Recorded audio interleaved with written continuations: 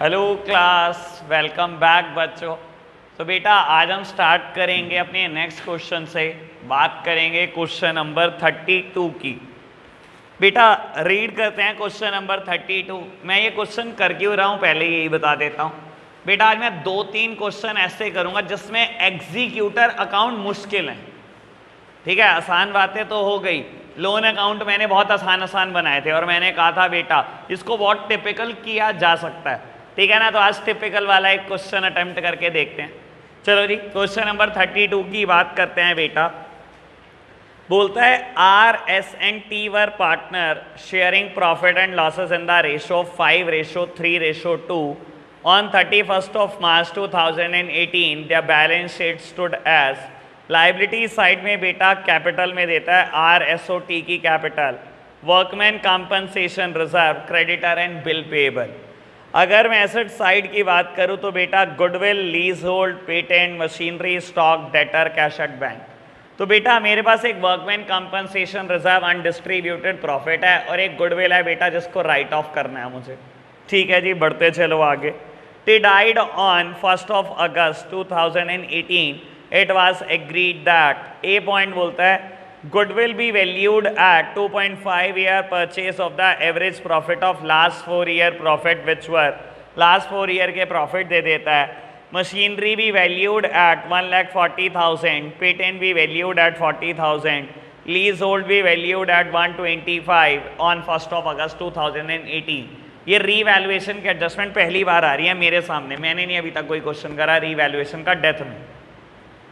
C point for the purpose of calculating T's share in a profit of 2018-19 the profit in year 2018-19 should be taken to be accrued on the same scale as in 2017-18।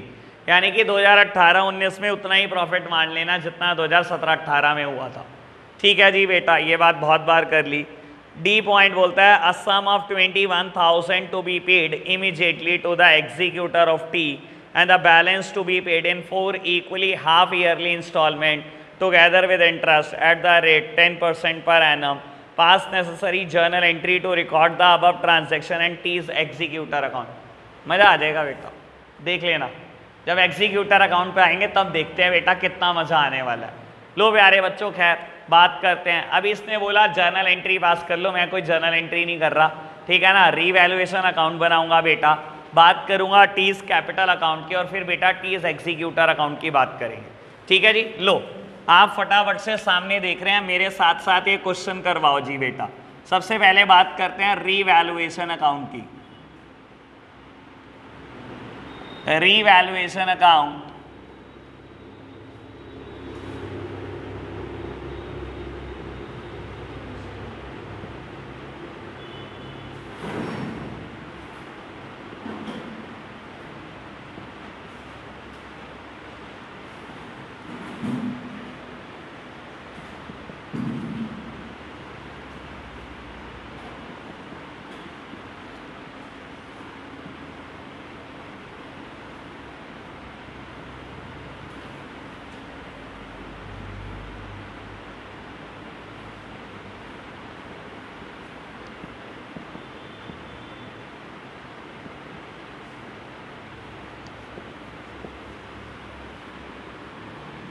चलो जी, सबसे पहले क्या करेंगे बेटा, balance को लिखूंगा by balance brought down. T का balance है बेटा 75,000। बात करूंगा वर्कमैन कंपनसेशन रिजर्व की। बेटा क्या कोई लाइबिलिटी थी? मैंने क्वेश्चन पढ़ा वर्कमैन कंपनसेशन पे कोई लाइबिलिटी थी, कहां पर, कब? हाँ वही तो, बाय वर्कमैन कंपनसेशन रिजर्व। बेटा कितने के दे रखे हैं? 30,000 के दे रखे हैं और टी का शेयर कितना है? 2/10। तो बेटा वर्कमैन कंपनसेशन रिजर्व में टी का हिस्सा कितना है? 6,000 है। बेटा गुडविल राइट ऑफ करनी है मुझे। लो जी, टू गुडविल दे रखी है बेटा 25,000 की और टी का हिस्सा है 2/10। दैट मीन्स 5,000 रुपये से उसकी कैपिटल कम हो जाएगी। आगे बढ़ते हैं बेटा। बाबू बोलता है टी की डेथ हुई है 1 अगस्त को, यानी कि बेटा फाइनेंशियल ईयर 4 महीने चला। ठीक है ना, अप्रैल मई जून एंड जुलाई। ठीक है जी बाबू, गुडविल की वैल्यूएशन करनी है 2.5 year purchase of the average profit of last 4 year. बेटा लास्ट 4 ईयर के प्रॉफिट दिए हुए हैं, एवरेज कैलकुलेट करते हैं। 65,000, 60,000, 80,000 and 75,000 divided by 4, 140 and 140, 280 divided by 4 यानी कि 70,000। 70,000 रुपये एवरेज प्रॉफिट आ गया। और गुडविल कैसे कैलकुलेट होगी बेटा? 2.5 year purchase of the average profit of the last 4 years. ठीक है ना बेटा, नंबर ऑफ ईयर परचेज 2.5 दिए हुए हैं, यानी कि बेटा फर्म की गुडविल आ गई 1,70,000। तो टी का हिस्सा कितना बेटा? टी का हिस्सा है बेटा 2/10, यानी कि बेटा 35,000 रुपये कंपनसेशन देनी है। जो देगा कौन बेटा? देंगे बेटा आर और S in the ratio of 5:3। पुरानी रेशो है बेटा 5:3:2। टी की डेथ हुई है बेटा, गेनिंग रेशो भी यही होगी और न्यू रेशो भी यही होगी। तो बेटा ये दोनों देने वाले हैं, कैलकुलेट कर लो कितना कितना देना पड़ेगा।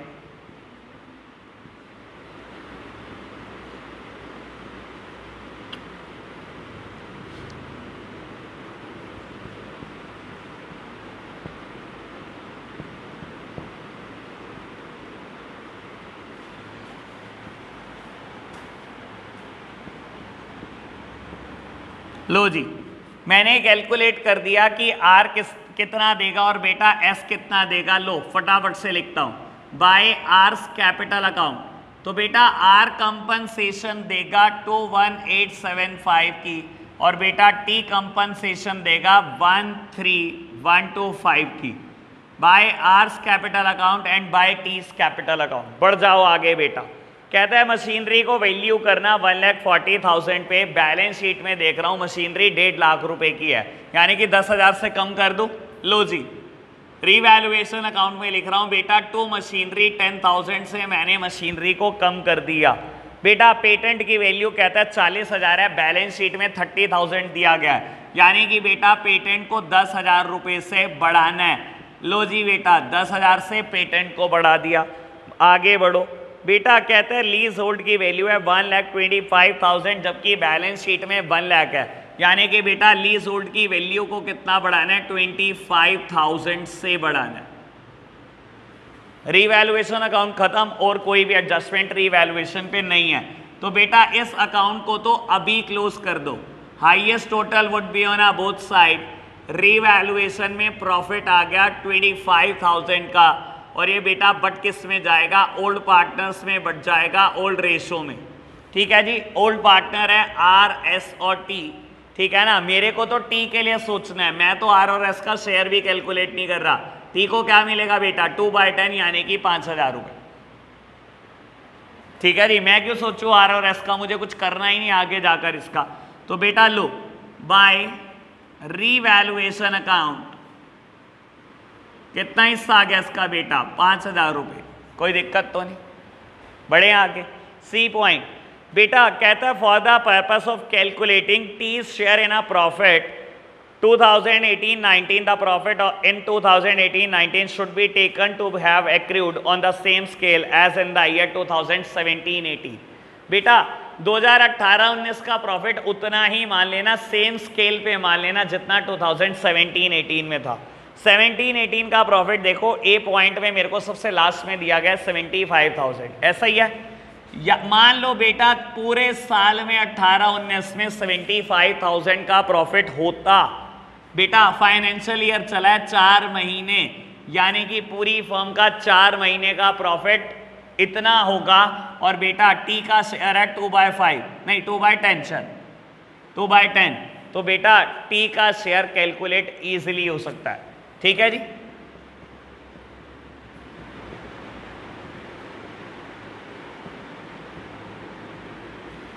ठीक है जी। लो जी by P&L suspense account.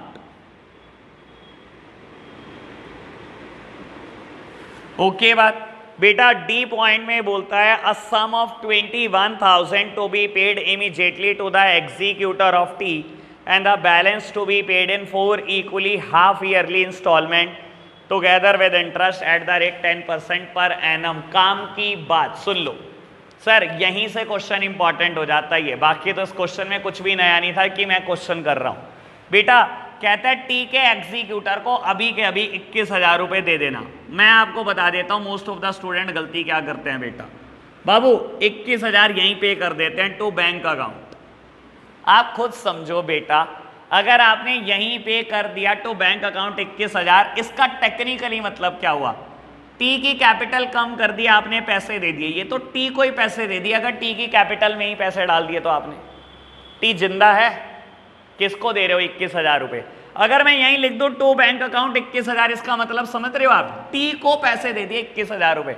T तो बेटा अल्लाह को प्यारा हो गया, कहां से दे रहे हो उसको 21,000 रुपए आप, ठीक है ना। एग्जीक्यूटर को देने हैं तो किस अकाउंट में पे करूंगा, टी के एग्जीक्यूटर अकाउंट में पे करूंगा, यहां कुछ नहीं लिखूंगा, ठीक है। यहां तो सीधा सा लिखूंगा बेटा टू टीज एग्जीक्यूटर अकाउंट।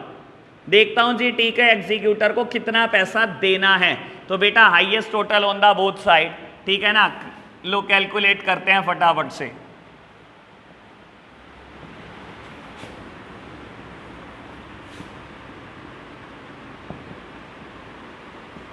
तो बेटा टी के एग्जीक्यूटर को टोटल पैसे कितने देने हैं, 1,21,000, और क्वेश्चन कहता है बेटा 21,000 आज ही दे देना और बाकी दे देना 4 बराबर किस्तों में, हाफ ईयरली किस्तें हैं, 4 बराबर हाफ ईयरली किस्तों में together with interest at the rate 10% per annum. और यही तो मजेदार बात है बेटा। लो प्यारे बच्चों, टी का एग्जीक्यूटर अकाउंट बनाते हैं, मैं बुक छोड़ देता हूं थोड़ी देर के लिए, ठीक है जी। और एग्जीक्यूटर अकाउंट का ही मजा है बेटा, बाकी तो क्वेश्चन सिंपल ही था, कोई दिक्कत है ही नहीं क्वेश्चन में।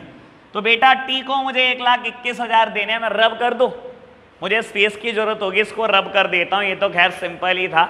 बस मैं क्या करूंगा, जैसे यहां पर एंट्री क्या हुई होगी, T's capital account debit to T's executor account. जब मैं टी का एग्जीक्यूटर अकाउंट बना रहा हूं तो वहां पर लिखूंगा बाय टीज कैपिटल अकाउंट 1,21,000।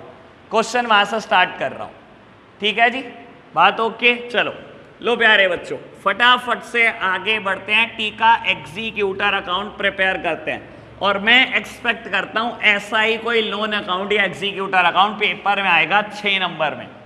ऐसा क्वेश्चन आ सकता है पेपर में 6 नंबर में, वो नहीं आ सकते जो पीछे आप करके आए हो जरा जरा से कैपिटल अकाउंट, ठीक है ना बेटा। लो तो हम बना रहे हैं बेटा टी का एग्जीक्यूटर अकाउंट, बिना डेट के मत बनाना बेटा, बहुत गड़बड़ हो जाएगी क्योंकि क्वेश्चन में डेट मेंशन है, ठीक है ना।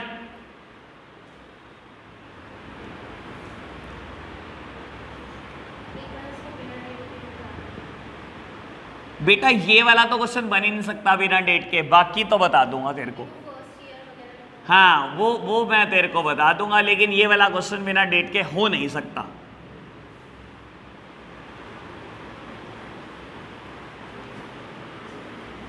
सिर्फ डेट की वजह से ही कैलकुलेशन मुश्किल है, मैं ये भी बता देता हूं। अगर डेट ना हो फिर तो बेटा क्वेश्चन में कुछ भी नहीं है इस वाले। लो जी, तो टी के एग्जीक्यूटर अकाउंट को स्टार्ट कर रहा हूं, लिखूंगा क्या बेटा, बाय टीज कैपिटल अकाउंट 1,21,000। ऐसा ही है बेटा।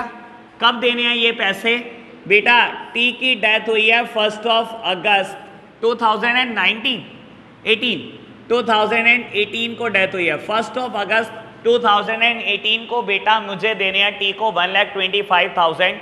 क्वेश्चन कहता है 21,000 रुपए आज ही दे दिए और अभी दे दिए, ऐसा ही किया बेटा, तो आज और अभी दे दो बेटा। टी के एग्जीक्यूटर को दिए 21,000 रुपए, टी का एग्जीक्यूटर अकाउंट ही हम बना रहे हैं बेटा, आज ही दे दो 21,000 रुपए टू बैंक अकाउंट। जब आप पेमेंट करोगे बेटा कहीं ना कहीं जेब से बैंक बैलेंस चला जाएगा, बैंक बैलेंस आता है तो बैंक डेबिट, जाता है तो बेटा क्रेडिट में लिखता हूं, और मैं क्रेडिट साइड ही लिख रहा हूं 21,000 रुपए, कोई दिक्कत तो नहीं। अब बेटा काम की बात क्या शुरू होती है, कहता है बचा हुआ जो बैलेंस है वो 4 किस्तों में देना है, और वो 4 किस्तें बेटा हाफ ईयरली किस्तें, यानी कि यार 6 महीने के बाद दी जाएंगी किस्त, और बेटा जो किस्त दी जाएगी वो together with interest at the rate 10% per annum. जी है बेटा काम की बात। एक बात बताओ, अभी बचा हुआ बैलेंस कितना है, 1,21,000 देने थे, 21,000 दे दिए, इसी से ही पता लग जाता है क्वेश्चन ठीक किया हमने, है ना, इसी से ही पता लग जाता है। जब क्वेश्चन कहते हैं 21,000 दे दो, आज ही दे दो 21,000, और बेटा बैलेंस आया आपका 21,000, 1,21,000, तो कहीं ना कहीं श्योरिटी आ गई कि हमने ठीक करा। बेटा अब देखो पहले बताओ बैलेंस बचा कितना है टोटल, 1 लाख। 4 बराबर किस्तों में देना है, यानी कि 25-25 हजार की 4 किस्तें होंगी, लेकिन इसमें इंटरेस्ट जोड़ लेना। उसने कहा ना together with interest at the rate 10% पर आना। अब किस्तें कब देनी है? 6-6 महीने के बाद। सर यहां से 6 महीने बैठते कितने हैं? यही तो गेम है, सारी गेम ही यही है।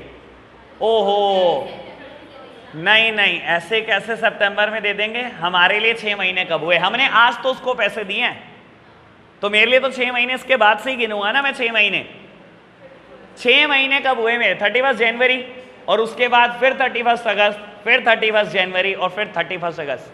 मुसीबत ये नहीं है, मुसीबत ये है बेटा 31 जनवरी को आप एक किस्त पे करोगे, लेकिन फिर अकाउंट क्लोज करके दिखाना पड़ेगा 31 मार्च को। अब आएगा मजा। आओ मेरे साथ साथ कैलकुलेट करते हैं। लो प्यारे बच्चों, बहुत मजा आने वाला है, और ये क्वेश्चन पेपर का पार्ट होना चाहिए। मुझे कोई सरप्राइज नहीं होगा पेपर में अगर ये आ जाए तो। इतने आसान क्वेश्चन थोड़ी आते हैं बेटा। लो अब बेटा 6 महीने बीत गए, आज 31 जनवरी 2019 है, ठीक है जी। ब्याज देना है, दो जी ब्याज बाय इंटरेस्ट। कैलकुलेट करो बेटा, 1 लाख रुपए आपने देने हैं, 10% पर एनम ब्याज है। 6 महीने का कितना? ये मत गलती कर देना, 6 महीने का कितना बेटा? 6 महीने बाद ही तो दे रहा हूं किस्त, तो 6 महीने का तो ब्याज दे रहा हूं। तो बेटा 5,000 रुपए। बाबू इसने कहा था जो आप किस्त दोगे ब्याज के साथ दोगे, यानी कि किस्त कितनी जाएगी? 30,000 रुपए। भाई 1 लाख रुपए देना था, उसने कहा 4 बराबर किस्तें देना, बट टुगेदर विद इंटरेस्ट देना। यही तो कहा था, यानी कि बेटा आप कितने रुपए की किस्त देगा? 30,000 रुपए देगा बेटा। लो प्यारे बच्चों, 30,000 रुपए पे कर दिए। कब? 31 जनवरी 2019 को। क्या लिखो जी? To bank. पे कर दिए 30,000 रुपी, ठीक है जी। अब बच्चे गलती क्या करते हैं ये बताता हूं। गलती क्या करते हैं? सीधा लिखेंगे 31 मार्च और निकाल देंगे बैलेंस शीट, ब्रॉट डाउन कर देंगे। अरे कैसे निकाल रहे हो तुम? सर देखो एक बात सुनो, हमने ना एक 11th क्लास में हो सकता है कभी थ्योरेटिकली एक कंसेप्ट पढ़ा, known as accounting period concept या पीरियोडिसिटी जिसको बोलते हैं। बेटा आप जब भी एक्सपेंस रिकॉर्ड करते हो या इनकम रिकॉर्ड करते हो अकाउंट्स में, तो एक स्पेसिफिक पीरियड के लिए करते हो, generally for a financial year, ठीक है ना। अब मैं यहां पर देखो अकाउंट को क्लोज जरूर करूंगा 31 मार्च को, लेकिन क्या मैं 2 महीने का इंटरेस्ट रिकॉर्ड नहीं करूंगा?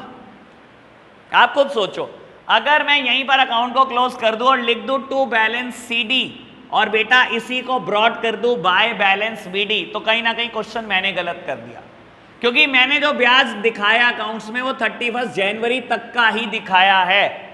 2 महीने का ब्याज अभी मेरे ऊपर एक्रियू हो चुका है बेटा, मुझे पे करना है, आउटस्टैंडिंग हो चुका है। सर मैं कब पे करूंगा? हर 6 महीने बाद पे करने वाला हूं ना। इसके बाद पे कब करूंगा? 31 जुलाई को पे करूंगा, फिर बेटा 31 जनवरी को पे करूंगा, फिर 31 जुलाई को पे करूंगा।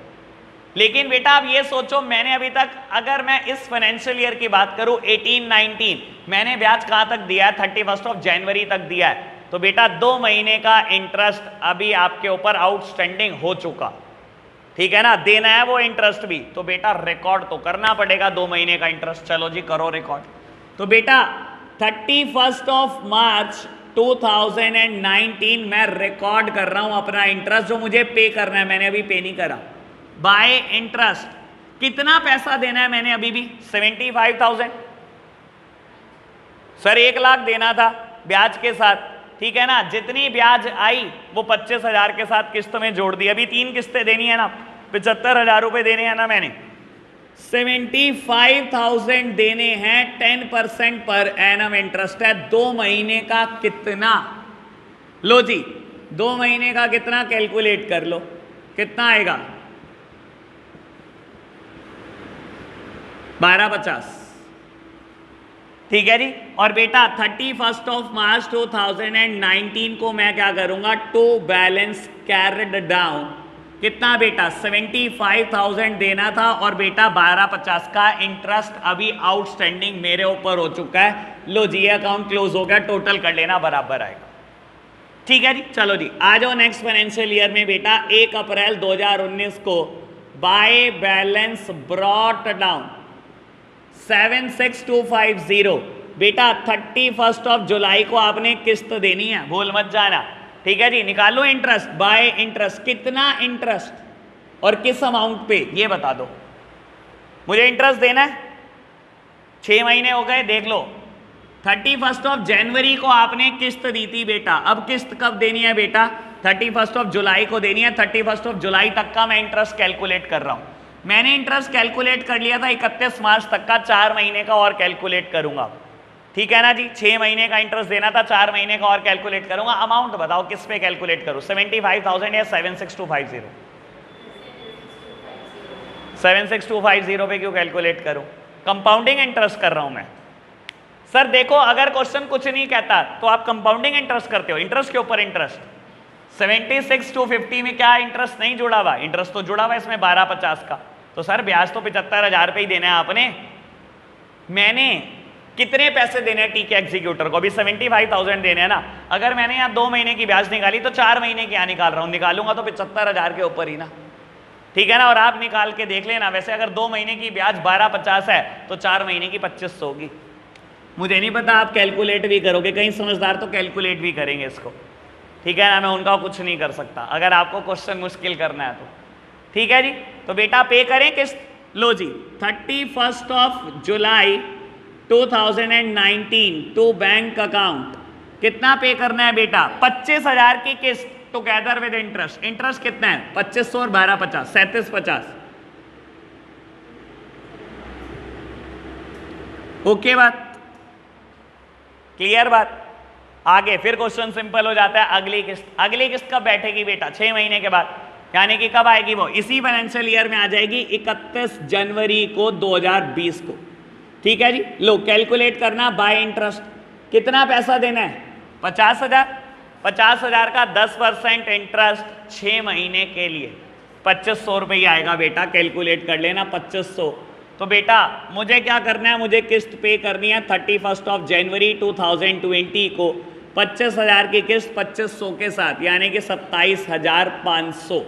ठीक है जी, एक आखिरी किस्त रहती है बेटा, कब पे करनी है? 31 जुलाई। लेकिन भूल मत जाना बाबू, फाइनेंशियल ईयर क्लोज हो रहा है बीच में, यानी कि 2 महीने का। फिर इंटरेस्ट आउटस्टैंडिंग दिखाओगे आप, करो जी, दिखाओ जी। 31 ऑफ मार्च 2020 बाय इंटरेस्ट कितने पैसे देने हैं बेटा? 25,000 रुपये देने हैं। 10% इंटरेस्ट है, 2 महीने का ब्याज है।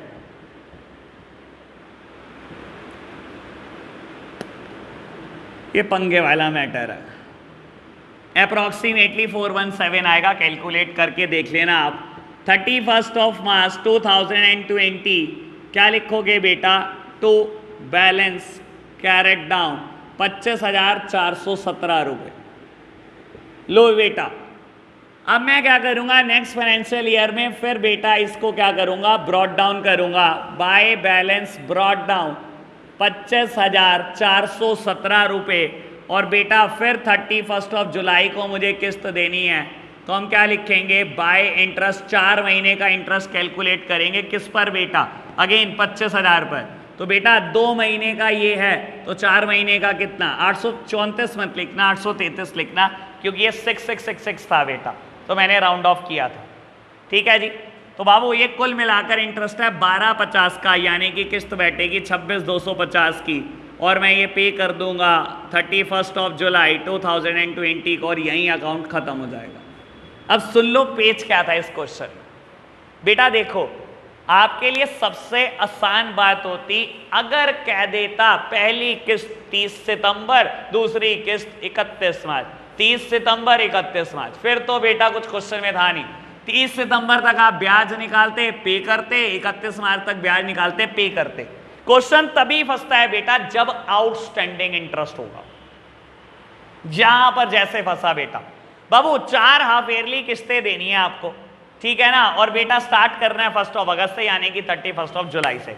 6 महीने पूरे हो गए, 31 जनवरी को आपने 6 महीने का ब्याज निकाला, किस्त दे दी। अगली किस्त बैठेगी अगले फाइनेंशियल ईयर में बेटा, लेकिन इस फाइनेंशियल ईयर में भी 2 महीने पड़े हैं बेटा। क्या 2 महीने का आपको इंटरेस्ट आउटस्टैंडिंग नहीं दिखाना पड़ेगा? सर याद कर लो, ट्रेडिंग अकाउंट P&L अकाउंट बनाते थे हम, ऐसा होता है खर्चा 10 महीने का दिखा के छोड़ देते हैं या 6 महीने का दिखा के छोड़ देते हैं, पूरे साल का ही तो खर्चा बुक करते हैं। तो मैं पूरे साल का खर्चा बुक कर रहा हूं, 2 महीने का मैं इंटरेस्ट अपने लिए आउटस्टैंडिंग कर रहा हूं बेटा, ठीक है ना। मैंने बैलेंस में भी दिखा दिया, सेम बैलेंस ब्रॉट डाउन करा, 4 महीने का इंटरेस्ट और कैलकुलेट करा, किस्त पे कर दी। फिर बेटा 6 महीने का इंटरेस्ट कैलकुलेट करा, किस्त पे कर दी। अगेन 2 महीने फिर बच गए बेटा फाइनेंशियल ईयर में, तो बेटा खर्चा तो बुक करना पड़ेगा। मैंने फिर खर्चा बुक करा, बैलेंस निकाला बेटा, बैलेंस ब्रॉट डाउन करा, 4 महीने का ब्याज निकाला, पे कर दिया, सिंपल।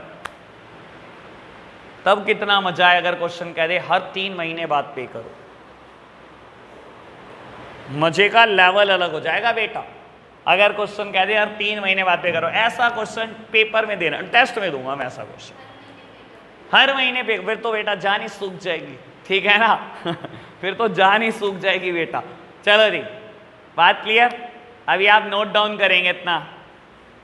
नंदी मैंने बेटा एक काम करते हैं, इसको और आसानी से समझने के लिए ना एक नंबर लाइन बना लो, अगर आपको लगता है कि मेरे को बहुत आसान कर रहे हैं इस चीज को, ठीक है। टी की डेथ हुई है बेटा 1 अगस्त को 2018 में, और बेटा मुझे 4 किस्तों में पेमेंट करनी है 1 लाख रुपए की, टुगेदर विद इंटरेस्ट, ठीक है ना। ऐसा ही करना है मेरे को। बाबू 6 महीने पूरे कब होंगे, पहले दिया, आप ये लिख लो आराम से और कुछ भी मत करो, ठीक है जी। 6 महीने पूरे होंगे मेरे 31 जनवरी 2019, फिर 6 महीने मेरे पूरे होंगे बेटा 31 जुलाई 2020, सॉरी 19, 31 जनवरी 2020 और बेटा 31 जुलाई 2020। ये मैंने 6 महीने की 4 किस्तें लिख ली। किस्तें कितनी है बेटा ये भी समझ लो, 25,000 के साथ साथ ब्याज है, 25,000 प्लस इंटरेस्ट, 25,000 प्लस इंटरेस्ट, ऐसा ही कहता है ना क्वेश्चन। लो मैं नंबर लाइन पे समझाने की कोशिश करता हूं। ये 4 दिन में मैंने पेमेंट करनी है 25,000 रुपए की, लेकिन टेक्निकली चीज समझो बेटा। बाबू इस पीरियड से इस पीरियड के बीच में कहीं ना कहीं फाइनेंशियल ईयर क्लोज हो रहा है, यानी कि बेटा यहाँ 31 मार्च को कहीं फाइनेंशियल ईयर क्लोज हो रहा है बेटा, ठीक है। और यहां पर भी बेटा कहीं ना कहीं 31 मार्च को फाइनेंशियल ईयर क्लोज हो रहा है, ऐसा ही है।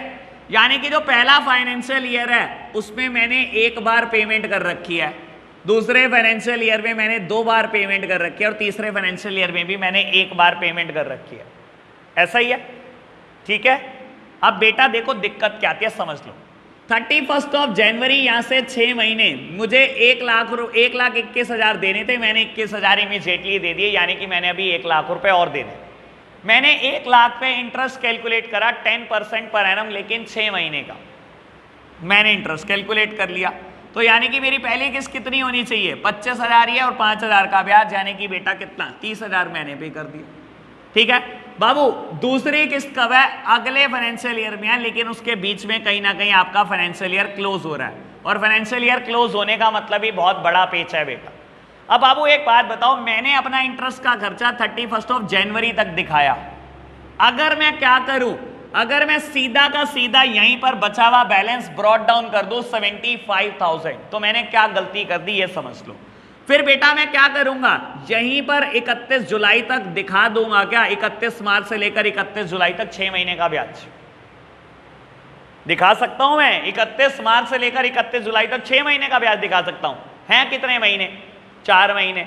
तो बेटा मेरे को क्या करना चाहिए, मुझे इस पीरियड का इंटरेस्ट इसी पीरियड में तो दिखाना है, इस 2 महीने का इंटरेस्ट इसी पीरियड में तो दिखाऊंगा, इसी फाइनेंशियल ईयर तक। तो मैंने बेटा पहले बैलेंस निकालने से पहले 2 महीने का इंटरेस्ट निकाला, जो मुझे 75,000 पे करना है, अगली किस्त के साथ पे करना है। मैंने बेटा इसको कायदे से, ये सही मायने में इंटरेस्ट है ही नहीं, ये सही मायने में मेरा आउटस्टैंडिंग इंटरेस्ट है जो मैंने अभी पे नहीं करा, मैंने रिकॉर्ड कर दिया बेटा इसको, एज वेल एज इसको बैलेंस में भी लिख दिया।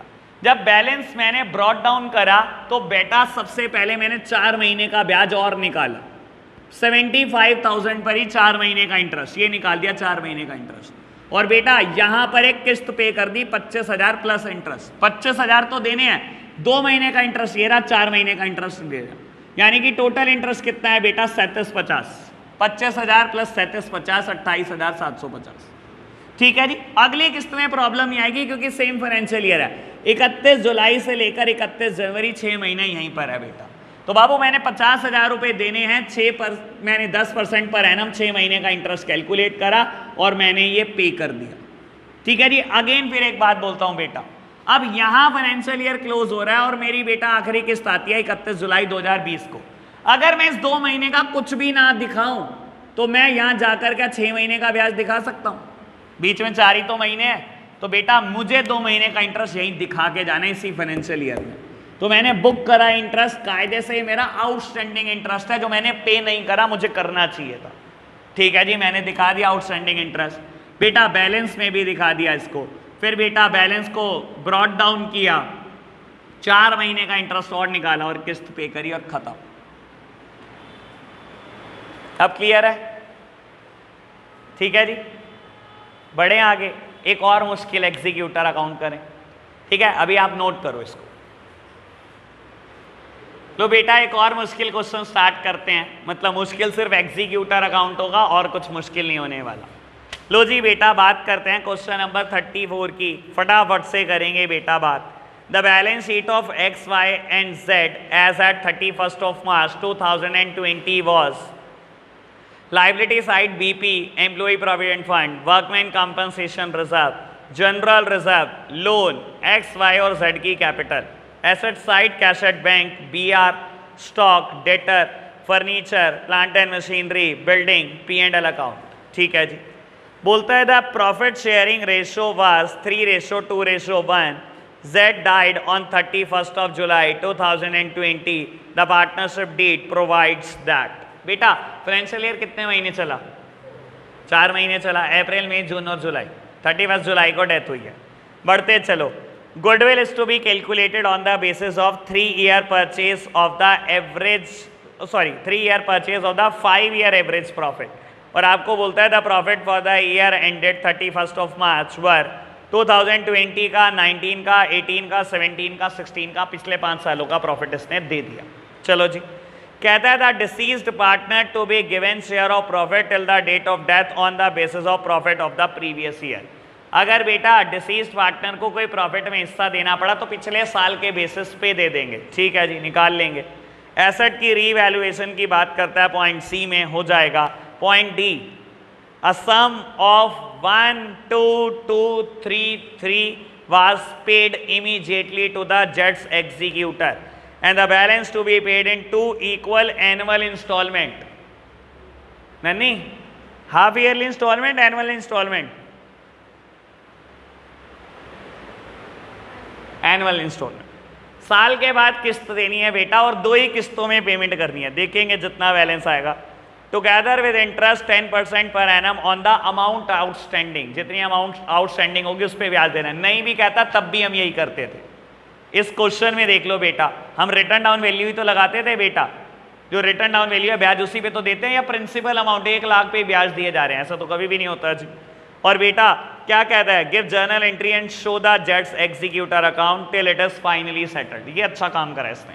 कहता है एग्जीक्यूटर अकाउंट चमका चमका के बना देना जब तक सेटल नहीं हो जाता अकाउंट। ये तो बढ़िया केस ने 10-12 किस्तें देता, ऐसे क्या मजा 2 किस्तों में। ठीक है ना, वो मैं आपसे कराता हूँ, मैं थोड़ी करता फिर।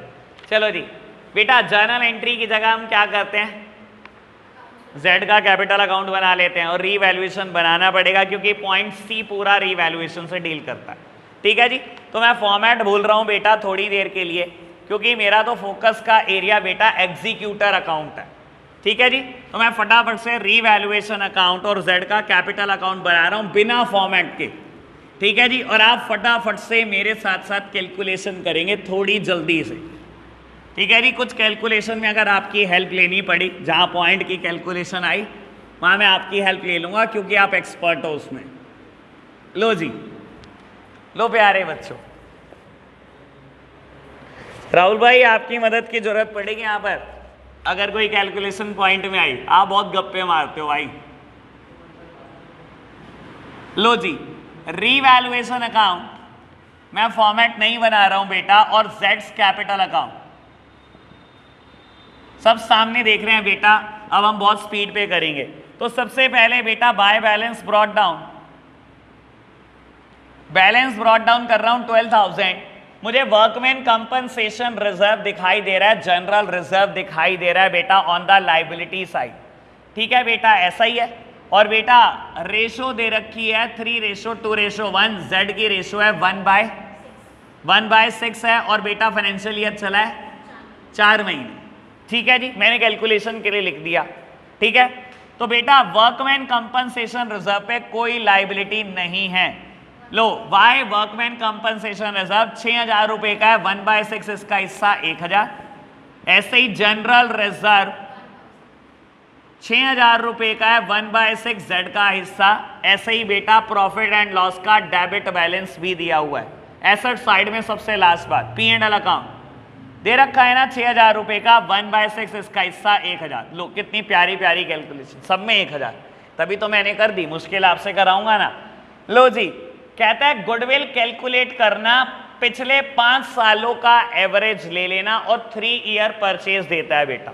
लो जी, कैलकुलेट करें पिछले 5 सालों का एवरेज, 24,000, 16,000, 20,000, 10,000, 5,000, 75,000 हो गया बेटा। 5 सालों का एवरेज आया 15,000 रुपए। गुडविल है बेटा 3 ईयर परचेज, तो यानी कि बेटा फर्म्स गुडविल इज 45,000। फर्म की गुडविल 45,000 है, जेड का शेयर कितना 1/6 और जेड का शेयर 1/6 है, तो बेटा गुडविल कैलकुलेट कर लो कितनी आएगी, 7,500 आएगी, आप कर लेना कैलकुलेट। ठीक है जी, 7,500 को कौन बांटने वाला है बेटा, एक्स और वाई बांटने वाले हैं 3:2 में, यानी कि 4,500 रुपए एक्स देगा और वाई देगा 3,000। लो जी, बाय एक्स कैपिटल अकाउंट 4,500 और बेटा 3,000 कौन देगा, वाई देगा। अभी तक बताओ कोई दिक्कत तो नहीं इस बात में, बात ओके, बढ़े आगे। बेटा प्रॉफिट बोलता है डिसीज्ड पार्टनर को जो देना है वो प्रीवियस ईयर के बेसिस पे देना है। और आप देखो ए पॉइंट में 31 मार्च 20, 19, 18, 17, 16 का प्रॉफिट पता है, तो बेटा पिछला साल मेरा 31 मार्च 2020 है, यानी कि पिछले साल के बेसिस पे देना है 24,000 पूरे साल का प्रॉफिट, फर्म का प्रॉफिट पूरे साल का। तो 4 महीने मेरा फाइनेंशियल ईयर चला है, 4 महीने का फर्म का प्रॉफिट कितना, और बेटा जेड का शेयर है 1/6। ठीक है ना, हाँ 1,333 आ रहा है। ठीक है जी, तो बेटा लिख दो by P and L suspense account 1,333, कोई दिक्कत तो नहीं, बढ़े आगे। रीवैल्यूएशन की बात आती है, कहता स्टॉक की वैल्यू 10,000 है, बैलेंस शीट में 9,000 लिखी है। लो बेटा स्टॉक को बढ़ा दो 1,000 से, डेटर 15,000, बैलेंस शीट में 16 के लिखे हैं बेटा, तो बेटा डेटर को कम कर दो 1,000 से। फर्नीचर 1,500, बैलेंस शीट में 2,000 का लिखा है बेटा, 500 से कम कर दो, सॉरी हाँ ठीक है ठीक है। Plant and machinery 5,000, balance sheet में लिखा है 6,500, 1,500 से प्लांट एंड मशीनरी को कम कर दो।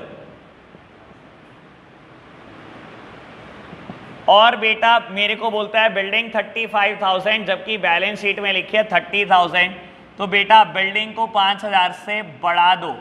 और बेटा बोलता है bill receivable for 600 was found worthless, यानी कि 6,000 रुपए के बिल रिसीवेबल कम कर दो। तो बेटा रीवैल्यूएशन में प्रॉफिट या लॉस निकल जाएगा। Highest total on the both side, highest total है 6,000, तो बेटा रीवैल्यूएशन में प्रॉफिट आ गया कितना, 3 और 2,400 रुपए का प्रॉफिट आ गया। बेटा मैं नहीं कैलकुलेट कर रहा सबका शेयर एक्स वाई जेड, मुझे तो जेड का शेयर चाहिए खाली। 24 में इसका शेयर है 1/6, यानी कि 400 रुपए रीवैल्यूएशन में प्रॉफिट आएगा इसके हिस्से का। और बेटा मैं इसको कैपिटल अकाउंट में उतार रहा हूं बाय रीवैल्यूएशन 400 रुपए। बताओ जी कोई दिक्कत तो नहीं, बस सब कुछ हो गया, बस एक डी पॉइंट रह गया जस्ट करना, वो तो बड़ा प्यारा पॉइंट है।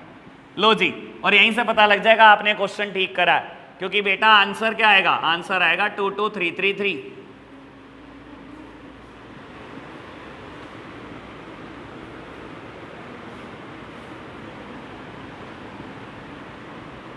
ऐसे आएगा ये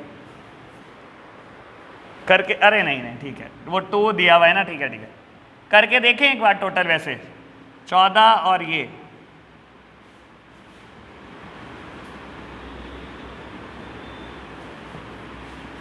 यही है जो मैंने कहा था।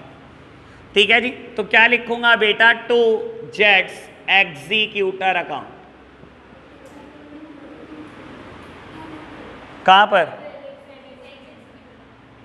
अरे यार अरे लो, ठीक है जी, बात ओके। ठीक है, बैलेंस निकाल दिया मैंने, तो सिंपल बैलेंस निकाला यार, आप कैलकुलेट कर लेना, ऐसे मत करो, मेरे को घूरो मत, ठीक है ना, ऐसे ही निकाल लेना जैसे मैंने निकाला है, तुम प्रैक्टिस कर लो, ऐसे ही याद हो जाएगा तुम्हारे को भी। ठीक है जी, बैलेंस निकल गया। मुश्किल क्या है, जेड का एग्जीक्यूटर अकाउंट। दिक्कत पता है क्या है, डेथ की डेट क्या है, 31 जुलाई, और किस्तें देनी है एनुअली, यानी कि किस्त आएगी अगली 31 जुलाई को, उससे अगली 31 जुलाई को, बीच में फाइनेंशियल ईयर क्लोज होगा।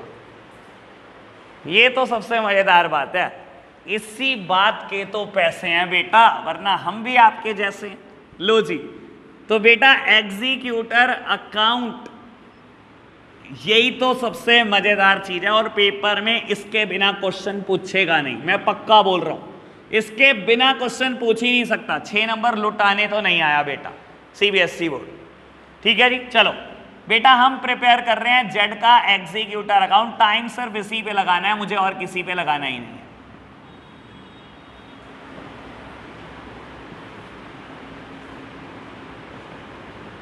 और इस बार हम पहले क्या करेंगे, वो नंबर लाइन पहले ही बना लेंगे, ताकि हमारे दिमाग में क्लियर रहे कब कब क्या क्या इवेंट होने वाला है।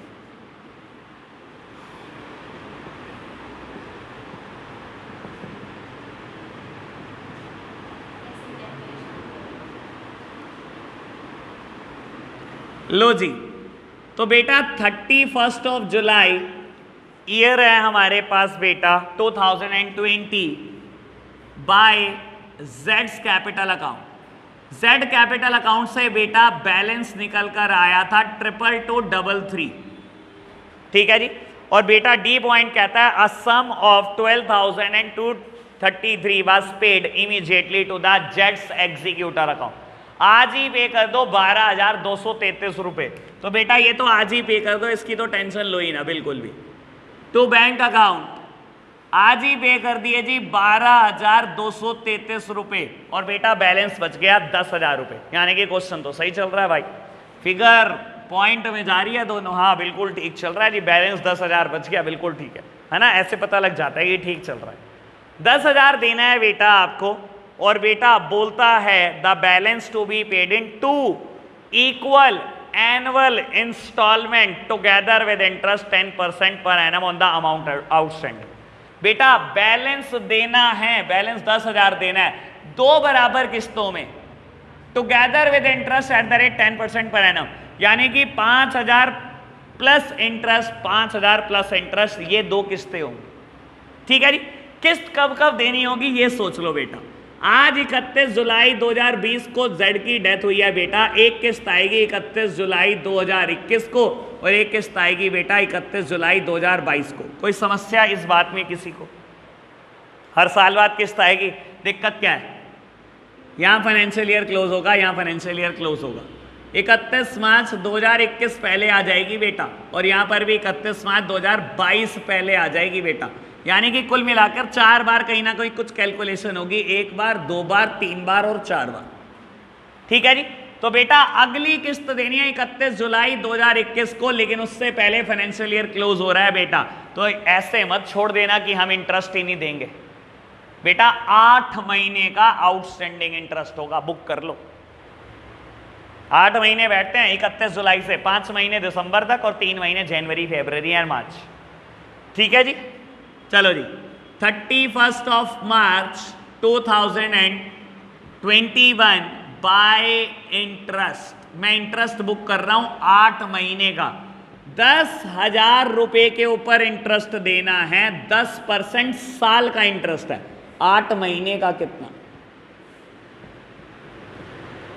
अरे यार पॉइंट में 667।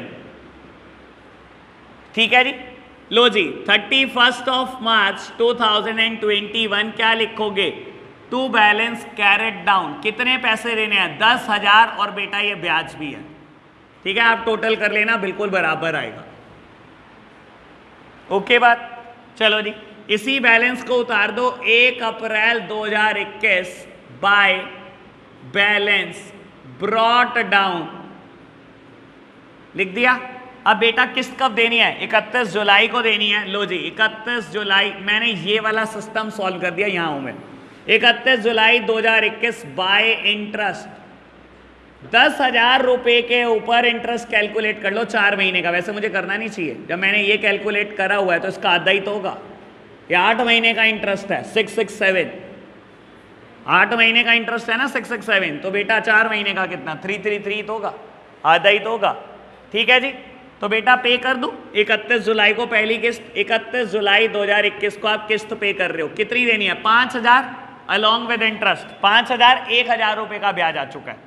667 8 महीने का आया था, 4 महीने का ही आया, यानी कि कितने रुपए देने हैं बेटा? 6,000।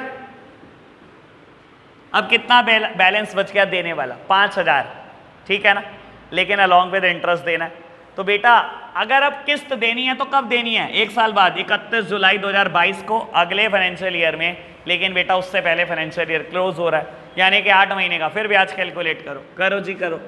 31 मार्च 2022 बाय इंटरेस्ट, 5,000 रुपए देने हैं, 10% ब्याज देना है, और 8 महीने का ब्याज कितना?